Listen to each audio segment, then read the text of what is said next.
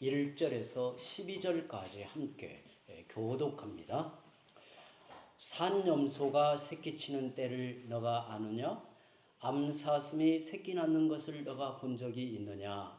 그것이 몇 달 만에 만삭되는지 아느냐? 그 낳을 때를 아느냐? 그것들은 몸을 고프리고 새끼를 낳으니 그 괴로움이 지나가고 그 새끼는 강하여져서 빈들에서 크다가 나간 후에는 다시 돌아오지 아니하느니라. 누가 들나귀를 놓아 자유롭게 하였느냐? 누가 빠른 나귀에 매인 것을 풀었느냐? 내가 들을 그것을 집으로 소금 땅을 그것이 사는 처소로 삼았느니라. 들나귀는 성읍에서 짓거리는 소리를 비웃나니 나귀 치는 사람이 지르는 소리는 그것에게 들리지 아니하며 초당 언덕으로 두루 다니며 여러 가지 푸른 풀을 찾느니라. 들소가 어찌 기꺼이 너를 위하여 일하겠으며 내 외양간에 머물겠느냐? 내가 능히 줄로 내 들소가 이랑을 갈게 하겠느냐? 그것이 어찌 골짜기에서 너를 따라 썰매를 끌겠느냐? 그것이 힘이 세다고 너가 그것을 의지하겠느냐? 내 수고를 그것에게 맡기겠느냐? 그것이 내 곡식을 집으로 실어오며 내 타작마당에 곡식 모으기를 그것에게 의탁하겠느냐? 아멘, 아멘. 이제 욥기 39장 마무리 거의 마지막까지 이제 이르렀습니다. 이제 중요한 또 마지막에 이 중요한 이 욥기의 말씀을 보게 되는데 오늘도 이 말씀을 통해서 우리 안에 믿음의 빛을 비추시고 그래서 진리를 깨닫는 마음이 열리길 바랍니다. 욥의 고난에 대한 새 친구들과의 긴 논쟁과 이에 대한 자기 의견을 피력한 엘리후의 발언 끝에 드디어 하나님이 등장하십니다. 그때 하나님이 폭풍우 가운데서 욥에게 말씀하십니다.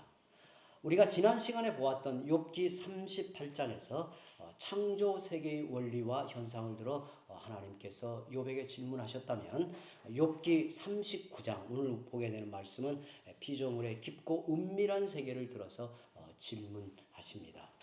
1절에 보시면 산염소가 새끼치는 때를 너가 아느냐? 암사슴이 새끼 낳는 것을 너가 본 적이 있느냐? 하나님이 질문하십니다. 동물들은 저마다 수태 기간이 다 다르지요. 물론 같은 종은 동일한데 이 수태하는 이 기간이 다 달라요. 아주 신비롭죠. 세상에는 수없이 많은 생명체가 있고 그들에게는 각각 생식의 원리가 있습니다. 그것을 너가 아느냐라고 하나님이 물으십니다. 사실 인간은 다 헤아려 알지 못합니다. 그 신비한 생식 원리를 누가 정하셨는가? 하나님이 정하셨다라고 하는 거예요. 인간이 모태에 잉태하여 어린 생명이 자라가는 것을 보면 설명이 다 안 돼요. 아주 신기하고 어느 순간 심장에 피가 펌프질하는 것이 보이기도 하고. 그래서 이게 인간은 질문을 던져요. 언제 영혼이 창조되었을까? 이런 질문 앞에 인간은 다 헤아려 알 수가 없어요. 저는 어릴 적에 동물들이 새끼 낳는 모습을 가끔 이렇게 지켜본 이렇게 기억이 납니다. 송아지가 태어나고 또 강아지가 태어나고 염소 새끼가 태어나는 모습이나 또 병아리가 부화되는 과정을 지켜보고 참 이렇게 신기함을 이렇게 호기심 어린 눈으로 보았습니다. 옛날에는 병아리를 집에서 다 부화해서 이렇게 길렀죠. 그래서 이렇게 닭을 이렇게 길렀는데요.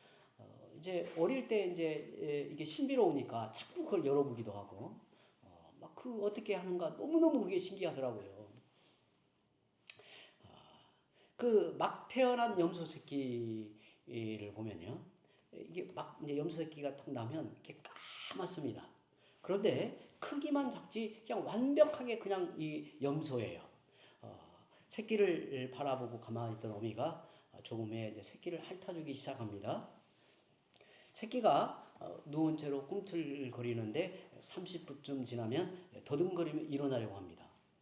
염소 새끼는 한 30분만 되면 이제 일어나려고 이렇게 더듬거리면서 이렇게 몸부림을 쳐요.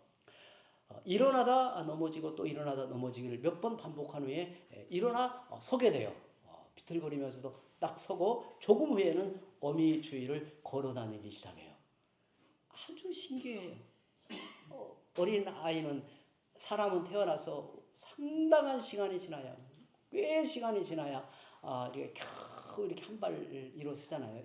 일어서는데 이 염소는 한 30분 정도 되면 이렇게 비틀거리면서 이렇게 일어서서 이렇게 부모 어미 주위를 이렇게 돌아다녀요. 누구의 도움도 없이 스스로 새끼를 낳는 모습이나 그 어린 새끼가 일어나서 이렇게 움직이는 걸 보면 참 신비로워요. 5절 이하에는 또 들나귀에 대해 말합니다. 8절에 보면 초장 언덕으로 두루다니며 여러 가지 푸른 풀을 찾느니라. 들판에 무수한 풀들이 자라는데 사람들은 그 풀들의 이름을 다 알지 못하고 풀의 성분도 몰라요. 그러나 들나귀는 자기에게 좋은 유익한 풀이 무엇인지를 알아서 좋은 풀만을 이렇게 다 뜯어 먹어요. 신기해요. 이렇게 짐승이 독초를 먹어서 죽었다는 이야기를 듣지 못했어요. 이게 다 본능처럼 그 안에 다 새겨진 지혜가 있단 말이죠. 그것을 누가 가르쳐 줬느니 너는 아느냐? 하나님이 묻는 거예요. 13절 이하에는 타조가 나오죠. 타조는 자기 알을 뜨거운 모래밭에 버려두고 떠납니다. 돌보지도 않아요. 그러면 누가 그 타조의 알을 키우는가? 뜨거운 모래 속에서 부하여 새끼가 되어 나옵니다. 하나님이 모든 환경을 조절하여 생명이 태어나게 만들어요. 좀 넓은 눈으로 보면 이 세계를 모태로 삼아 생명이 나게 하셔요. 놀라운 거죠.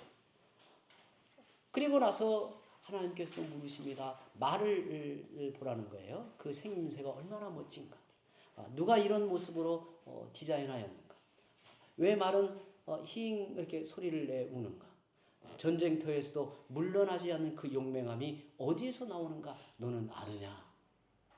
그걸 너는 아느냐 그렇게 물어요. 매와 독수리를 또 예를 들죠. 매가 하늘에서 바람을 타고 날아가는 비결을 누가 알려주었는가? 독수리는 높은 절벽 위에 둥지를 틀고 그 절벽 위에서 새끼들을 기르고 훈련시킵니다. 떨어지는 새끼들이 날려고 발버둥을 치다가 떨어져 땅에 부딪히기 직전에 어미가 낚아채 다시 하늘로 솟아 올라갑니다. 그리고 다시 떨어뜨립니다. 이렇게 훈련을 반복하여 받은 새는 날개에 힘이 생겨 높이 날 수 있는 새 중에 왕이 됩니다. 이런 것을 누가 가르쳐 주었는가? 넌 알고 있느냐? 물어요. 이런 걸 누가 가르쳐 주었느냐? 물어요. 여러분 우리가 조금만 나가서 저 들녘에 들꽃을 보면요. 조금만 관심을 갖고 기울여 들꽃의 이 아름다운 모습을 보면요. 감탄하고 신비롭고 정말 우리의 마음에 더 섬세해지면 전율이 일어나요. 너무 아름다운 세계. 요즘에 사자를 보면서 우리 성도들도 얼마나 이 창조의 세계가 아름다운가를 느껴요.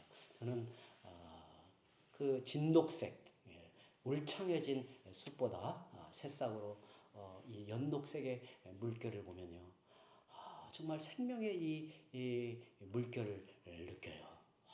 얼마나 좋은지. 언젠가 어느 목사님이 이 교회를 방문하고서요. 앞을 가만히 보고는요. 너무 마음에 든다고 하더라고요. 그래서 뭐가 마음에 드시는 건데 사람은 앞에 이렇게 산 자락이 있고 이렇게 평지가 있는데 이 정도 거리가 가장 안정감을 느끼고 삶의 이 평안함을 느낀대요. 이게 너무 가까이 산자락이 있거나 이게 횡만이 트여 있어도 이게 정서에 영향을 준다는 거예요.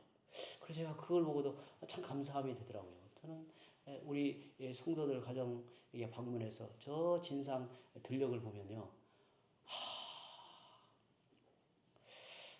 하나님이 나를 사랑하시는가 보다. 이 복된 곳, 이 아름다운 곳에 두셔서 참 신비로움, 하나님의 아름다움을 느끼게 하는구나 느껴요. 제가 언젠가 말씀드렸듯이 아마 새하늘과 새 땅에 이르면 저는 이 진성과 같을 것이라고 저는 늘 이렇게 마음이 들어요. 제 고향보다도 여기가 더 따뜻하게 와닿고 감사합니다. 모든 죄의 질서를 다 몰아내고 생명으로 충만한 영광으로 충만한 새하늘과 새 땅이 펼쳐질 때 저는 혼자 생각하기에 이 진상의 아름다운 들녘을 떠올리지 않을까 이런 생각을 가져요. 참 하나님이 우리 앞에 펼쳐놓은 세계가 참 신비롭다라는 생각을 갖게 됩니다. 계절이 바뀌면 철새들이 이동하죠. 날아가는 것이 얼마나 뭡니까? 대륙을 횡단하여 날아갑니다. 그 동요 중에 기러기라는 동요가 있잖아요. 기러기라는 동요가 있죠. 지도가 없는데 이 어디로 가야 하는지 철새들이 어떻게 아는가? 그 조류학자들이 그 철새의 이동 경로를 알기 위해서 이 새에 칩을 이렇게 심어서 이동 경로를 파악하면요. 너무 신비로운 사실을 발견해요. 어떻게 정확하게 갔다가 또 정확하게 돌아와요. 그 철새 중에 가장 멀리 날아가는 새로 알려진 게 기러기잖아요. 하지만 기러기는 강한 새가 아니에요. 날개도 약합니다. 그럼에도 기러기가 멀리 날아가는 비결이 무엇일까? 그 언젠가 텔레비전의 다큐멘터리에 보여주는 이 영상을 보니까요. 비밀이 있더라고요. 그 기러기가 날아갈 때는 항상 V자형으로 때를 지어서 날아가는데요. 그 앞에서 나는 새가 공기의 저항을 뚫고 이제 갑니다. 그러면 그 뒤에 나는 새는 그만큼 공기 저항을 덜 받고 이제 함께 날아가는 거예요. 그리고 자기들끼리 주고받는 신호에 또 소리가 있어요. 다 우리로 따지면 막 영차 하면서 가는 거예요. 다 가요. 그리고 앞에 나는 새가 지치고 힘들면 또 바로 이렇게 교대하여서 다른 새가 또 앞에서 다 이끌고 가요. 그래서 먼 거리 수천 킬로미터를 날아가요. 조류학자에 의하면 기러기 때처럼 V자형으로 날아가는 게 혼자 날 때보다 무려 70%나 더 많이 날아갈 수 있다는 거예요. 어마어마한 거죠. 또한 낙오의 위험을 줄여줍니다. 앞에서 나는 기러기가 힘이 들면 교대하면서 또 앞서 나가요.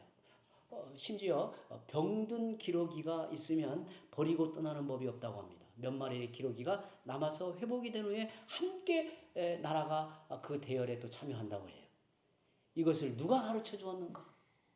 이것을 누가 가르쳐 주었는가? 하나님이 다 그들에게 지혜 가르쳐 주셨다는 거예요. 꽃 한 송이, 열매 한 알, 타조나 독수리 등 대자연의 피조물 속에 담겨있는 신비로움은 끝이 없어요. 과학자 아인슈타인, 천재 과학자로 알려진 이 아인슈타인이 이런 말을 했다고 합니다. 사람들은 과학이 발달할수록 신비의 영역이 사라진다고 하지만 사실은 그렇지 않습니다. 과학이 발달할수록 신비는 사라지는 대신 새로운 의미로 다가옵니다. 아무리 과학이 발달해도 그 신비는 여전히 남아 있습니다. 이 세계는 과학 이상의 것이기 때문에 그래요.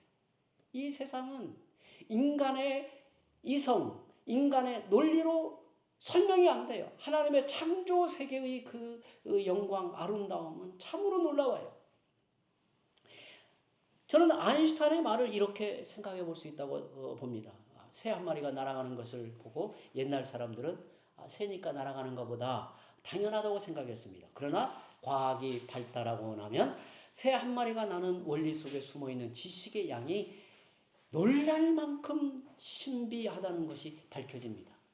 그래서 새가 나는 이 원리에서 비행기를 창안해내요. 사실 비행기가 처음 이렇게 창안되었을 때 새에서 많이 발견했다고 하잖아요. 그 아이디어에서 많이 찾아냈다고 하잖아요. 신비하다는 것은 다 이해할 수 없다는 뜻입니다. 우연이나 당연한 게 아니라 놀라운 설계와 지식이 그 속에 담겨져 있는 겁니다. 가면 갈수록 과학은 발달할 것입니다. 그럴수록 하나님을 부정하는 것이 아니라 우주 만물은 우연의 산물이 아니라 하나님의 놀라운 창조의 결과라는 사실을 부정할 수 없게 될 것입니다. 하나님은 욥에게 너가 이것을 알고 있느냐? 너가 이것을 알고 있느냐라고 물으십니다. 너가 아느냐 이 말은 무엇을 의미할까요? 첫째, 욥의 지혜의 한계를 말하고 있는 거예요. 욥의 지혜를 부정하는 것입니다. 아는 게 뭐야? 한번 말해보라 하십니다. 욥이 하나님의 질문을 받기 전에는 자기 세계가 전부인 줄 알고 자신이 다 알고 있다고 생각했습니다. 그런데 막상 대답하려고 보니 아는 게 없어요. 정말 그런 것 같지 않나요? 저도 목사로서 말씀을 연구하고 우리 성도들과 함께 은혜 안에 자라가는 이 과정에서 가면 갈수록 제 자신의 무지함과 어리석음, 인생의 한계를 정말 깊이 느껴요. 어디에 가서 주변에 어떤 말을 하는 게 매우 주저스러워요. 그 말하는 것이 어떤 가치가 있을까라는 생각이 자꾸 저를 이렇게 멈추게 만들어요. 정말 그런 것 같아요. 하나님이 피조물을 나게 하시고 자라게 하시고 돌보고 기르게 하십니다. 모든 것이 하나님의 손길 속에서 살아가고 있는 겁니다. 욥이 그것을 깨우쳐 알게 하려는 거예요. 둘째, 너가 이것을 알고 있느냐 아느냐라고 하는 물음 속에는 어떤 의미가 있냐면 욥의 의로움을 부정하는 것입니다. 너가 행한 일이 무엇이냐? 너가 의롭다고? 선을 행하였는데 왜 보상이 없느냐고 묻느냐? 그러면 너가 모든 사람을 구제하였느냐? 들짐승 하나로도 너가 먹인 일이 있느냐? 너는 다 받은 것뿐인데 아주 작은 일을 행한 후에 왜 보상이 없는가 따지느냐? 이렇게 역설적인 질문을 던지고 계시는 거예요. 하나님께서 이 창조세계, 피조물의 그 신비로운 세계를 통해서 하나님은 친히 기르시고 먹이시고 하나님의 손길 속에서 자라가고 있는 것을 물으시면서 욥아, 너가 행한 것이 특별한 게 아니야. 의로운 게 아니야. 이렇게 깨닫게 하시는 거예요. 여러분 한번 따져볼까요? 하나님이 계산을 있는 그대로 하신다면 사실은 큰일 나는 거죠. 누구나 하나님의 계산 앞에 설 수가 없는 거죠. 우리는 오직 하나님의 은혜와 긍휼로 살아가는 거죠. 내가 받은 것은 많은데 베푸는 것이 너무나 적기에 우리는 베풀면서 어떤 마음을 가져야 하는가? 베풀 수 있으니 감사합니다. 받은 것은 많은데 주는 것이 너무 적어 죄송할 뿐입니다. 이처럼 감사의 마음과 죄송한 마음을 갖는 거죠. 그런데 많은 사람들은 받은 것을 생각하지 않고 자기가 베푸는 것만 생각하여 왜 내게 이에 따른 보상이 없느냐고 묻는 거예요. 셋째, 하나님의 돌보심을 강조하는 것입니다. 내가 이 피조 세계를 다스리고 있다. 너희가 모르는 작은 미물까지도 먹이고 기르고 돌보고 있다. 너희는 왜 나의 고통을 몰라주시는가라고 말하지만 내가 모르는 게 아니다. 다 알고 있다. 하물며 너희일까 보냐. 이런 의미로 질문을 하시는 겁니다. 그런데 하나님은 왜 욥아 그동안 고생 많이 했다 하시며 위로하시거나 고난의 이유는 이런 것이다라고 직접적으로 설명하지 않으시고 현재 욥이 처한 상황과는 전혀 무관한 질문을 하는 것일까요? 그런데 잘 보면 질문 속에 답이 들어 있습니다. 너는 이것을 알고 있느냐? 알 수 없지. 그런 것이다.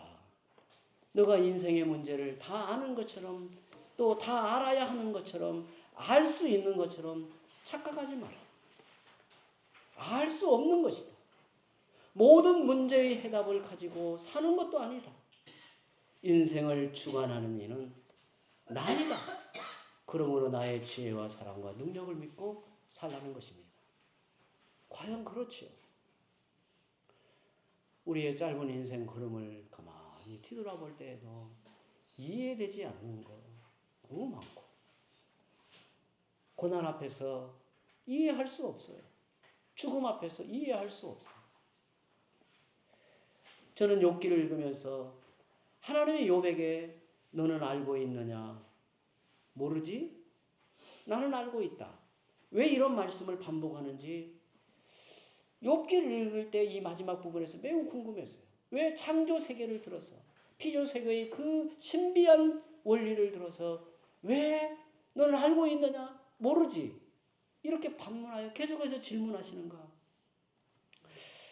그런데 이 말씀을 묵상하면서 저는 깊은 하나님의 은혜를 깨닫게 되었습니다.